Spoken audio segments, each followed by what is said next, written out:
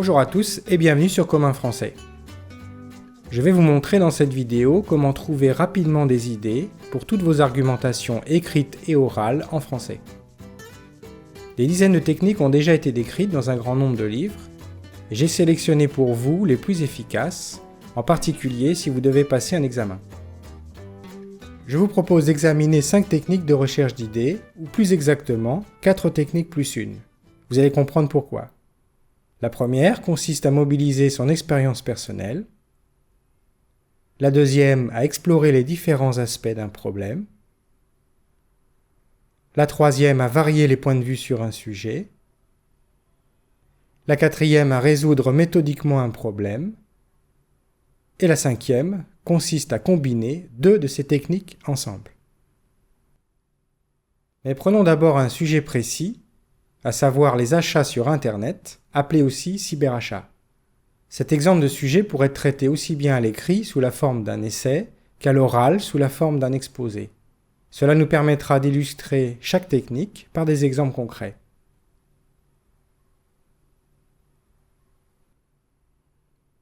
Alors, première technique de recherche d'idées, mobiliser son expérience personnelle. C'est la plus simple, mais on n'y pense pas toujours. Un moyen efficace de trouver le maximum d'idées est de commencer par sa propre expérience, puis en élargissant progressivement le cercle, de passer à celle de son entourage, puis plus éloigné, et enfin à la société. Concernant ma propre expérience, je peux me demander, est-ce que je fais souvent des achats en ligne? Si je refuse de le faire, quelles en sont les raisons? Dans mon entourage, est-ce qu'une personne m'a déjà raconté une mauvaise expérience? Dans ma société, quelles sont les tendances? Est-ce que le sujet est souvent traité dans la presse?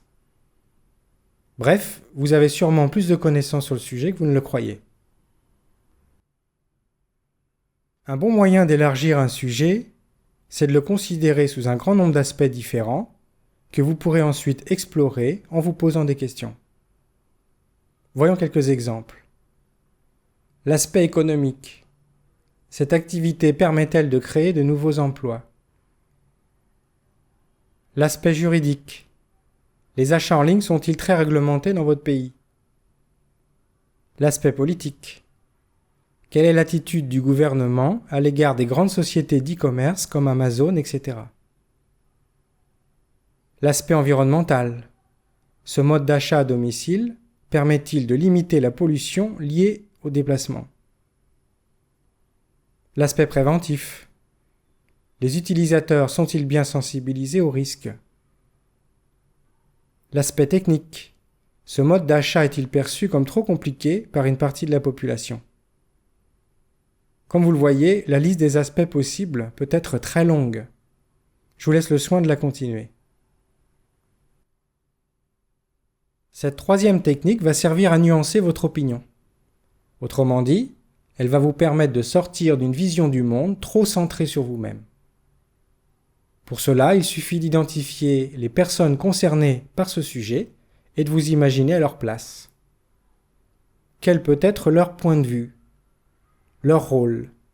Quelles sont les conséquences possibles pour elles?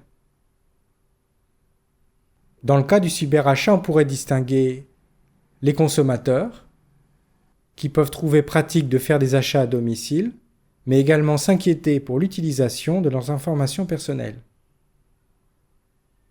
Les associations de consommateurs, dont le rôle est de lutter contre les arnaques et de sensibiliser aux risques.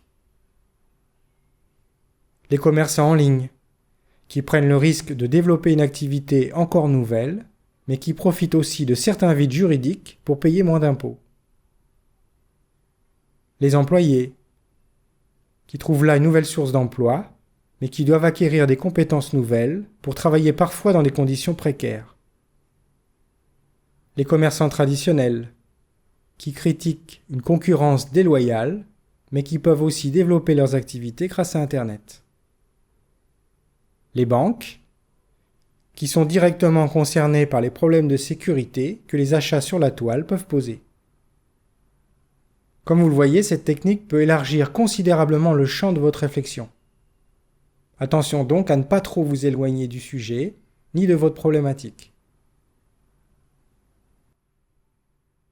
Pour certains sujets qui demandent de proposer une solution, il peut être intéressant de guider votre recherche d'idées avec un modèle de plan par résolution de problème, appelé aussi plan analytique.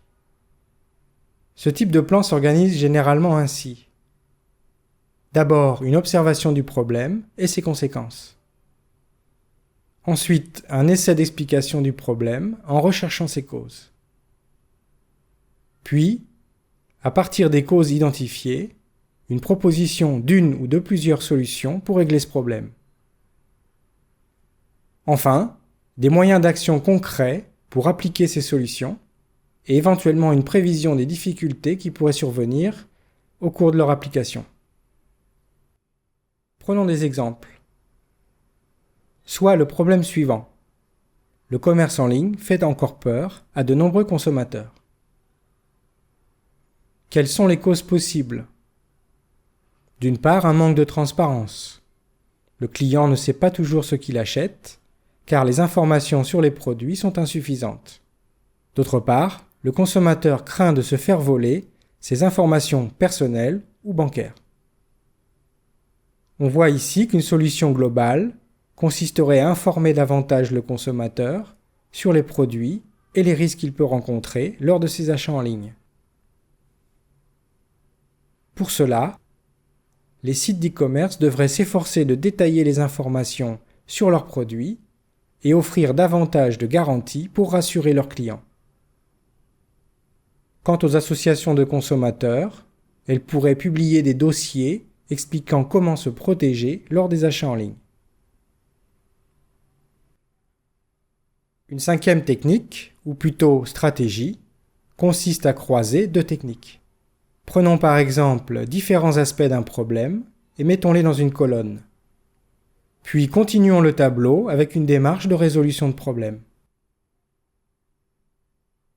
Par exemple, sur le plan technique, une partie de la population, notamment la plus âgée, est exclue des achats en ligne.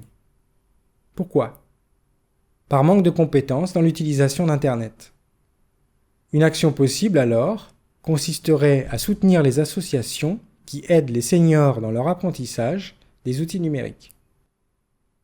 Et on peut continuer ainsi à analyser les problèmes existants dans les différents aspects d'un sujet, juridique, politique, etc. Un conseil pour terminer. Pendant toute cette étape de recherche d'idées, il faut rester le plus spontané possible. Posez-vous beaucoup de questions et notez très vite toutes les idées qui viennent sur un brouillon. Vous les sélectionnerez et les classerez plus tard quand vous préparerez le plan de votre argumentation. Merci de votre attention et si vous avez besoin d'aide pour préparer le DELF B2, retrouvez-moi sur communfrançais.com.